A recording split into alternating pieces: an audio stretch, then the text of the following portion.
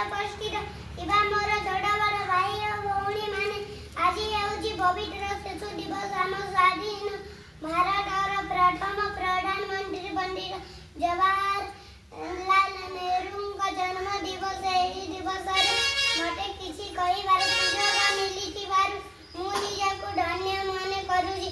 जवाहरलाल नेहरू 1899 मसीहा नवेम्बर 14 तारीख जन्म ग्रहण करिथिले। एही दिवसटिकु आमे प्रति वर्ष शिशु दिवस रूपे पालन करू। तांका मତରେ शिशु हेउछन्ति आगामी कालीर भविष्यत। शिशु हसिले दुनिया आसिब। पिलामाने तांकु चाचा नेहरू बोली डाकुथिले।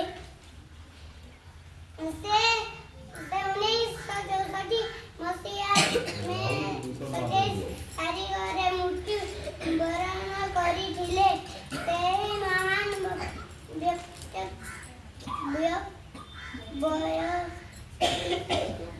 ପାଦରେ ପ୍ରଣାମ ଜଣାଇ ମୁଁ ମୋର ବକ୍ତବ୍ୟ ଶେଷ କରୁଛି।